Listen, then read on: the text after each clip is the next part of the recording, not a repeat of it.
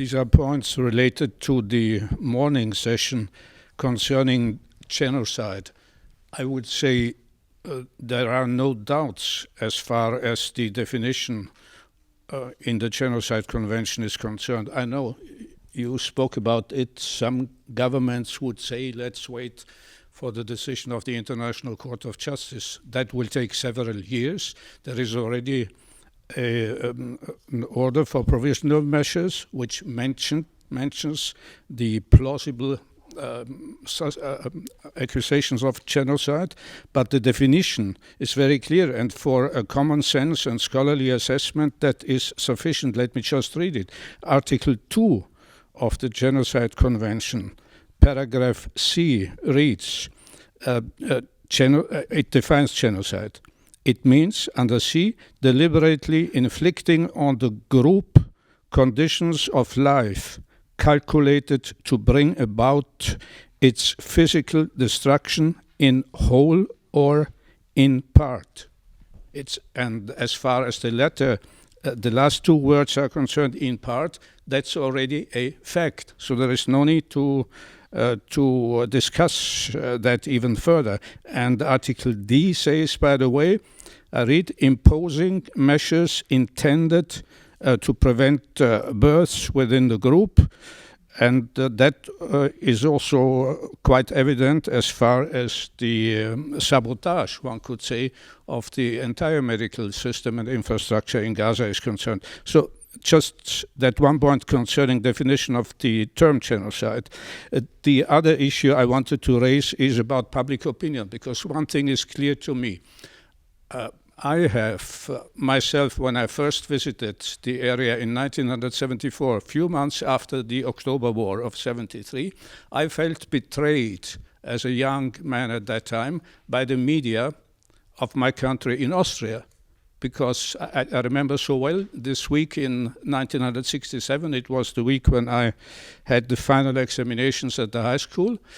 I remember it so well. And so everybody, almost everybody, was, so to speak, instinctively and emotionally supporting just one side of the conflict. And the Arabs were the bad and the evils and so on. And when I made this trip around the world in 74, I had the intention was not to study the Middle Eastern issues. I just happened to visit some of the countries like Egypt, Lebanon, Jordan, and the United Arab Emirates. And there, in those countries, particularly in Lebanon and also in Egypt, I was confronted with the reality. And in Jordan, I gave a lecture about dialogue at the Royal Scientific Society, and the director told me in the debate, it was the first sentence, you speak about dialogue and look at the situation we are in here, in confrontation with Israel. Anyhow, that has made me aware of the role and responsibility of the media. And as far as this is concerned, nothing will change unless the policies of the United States will change. And the policies of the United States will only change if public opinion changes. And that's why it is so important what I see now developing in the United States, in the public debates. By the way, there is now a kind of, or at least some people are able to overcome this left-right divide. What they call in America, there was a kind of bipartisan initiative in the United States House of Representatives. And I would like to mention here, maybe some people are totally against her, but anyhow, on that particular issue, I must support her. I mean, Marjorie Taylor Greene, who is a member of the United States House of Representatives from Georgia, and who is one of the strongest and most powerful persons in the MAGA movement, in Mr. Trump's movement. Without support of people like her and some others, like Tucker Carlson, for instance, Trump would not have been victorious in the elections. That is quite obvious. And now, Mrs. Taylor Greene, maybe you have seen or listened to some of her speeches also, is very outspoken concerning what happens in Gaza, and she sponsored a resolution for which she got the support, at least of some members of the Democratic Party, for an arms embargo. Of course, it will still take quite considerable time until there is a larger support for that, especially in Congress. But in public opinion, something moves. If we look, for instance, also to the talk shows of Tucker Carlson, who is by far the most important talk show moderator because of his history in Fox News, he is very outspoken concerning the issue, concerning the humanitarian aspects. And I just wonder how long they will be able to withstand the pressure and intimidation from the other side.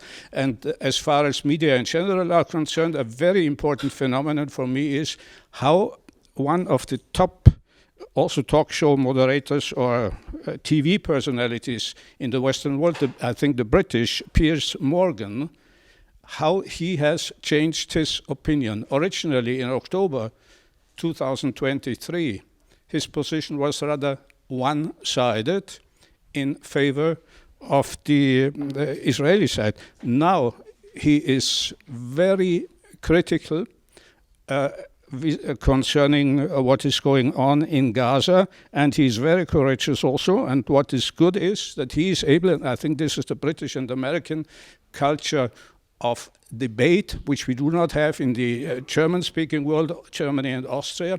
He is able to talk with the opposing people representing the opposing side, and he introduces his arguments. And all of these people have millions of followers, or whatever the description is, in the podcasts on X and on other sites. And there is a change now also as far as the younger generation in the United States is concerned. And maybe in Europe, the politicians also in the European Parliament can somehow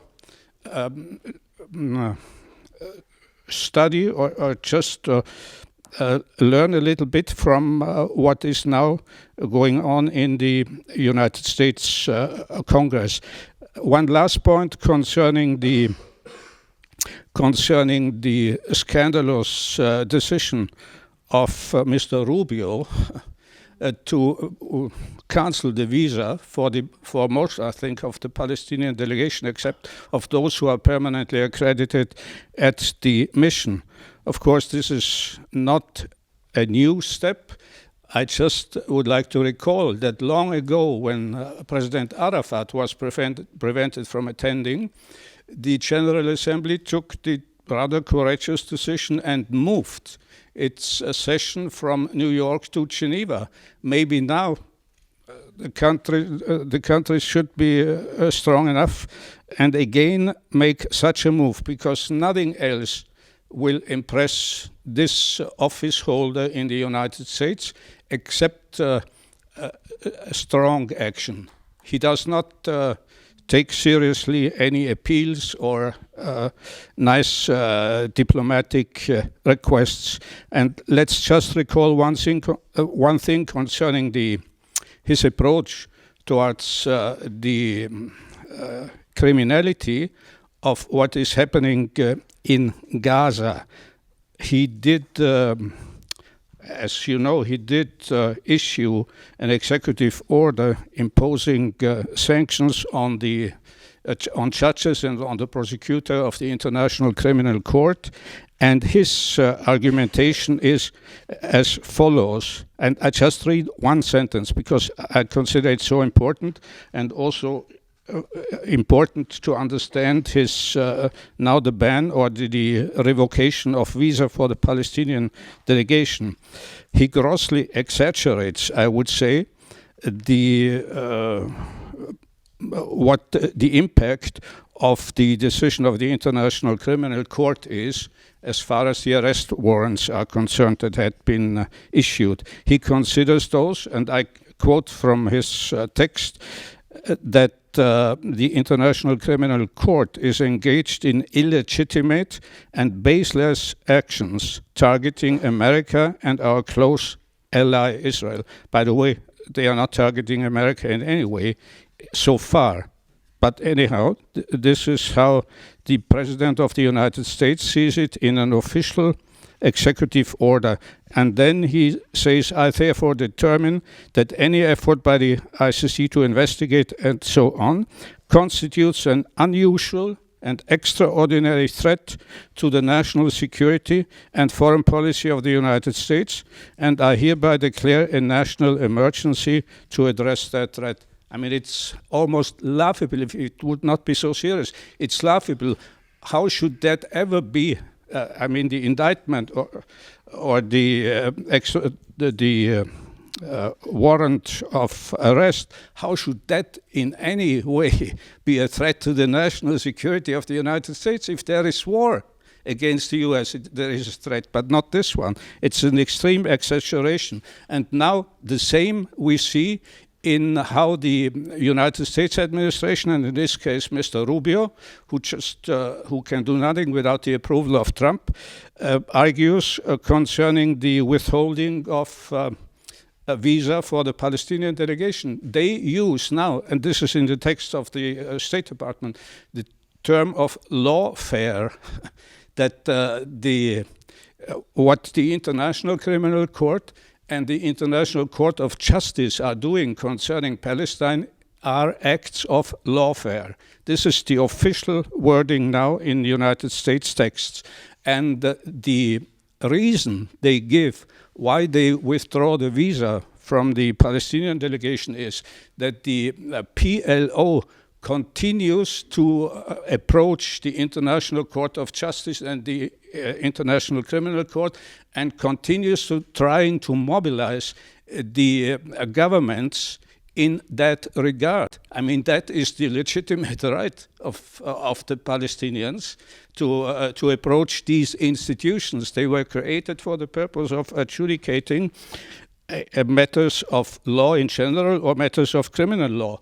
And this can never be a reason, and it can, by the way, I think, I don't know if they will go to court concerning this, but it can never stand in a court, this kind of very totally absurd argumentation. So these were just the points concerning the morning debates.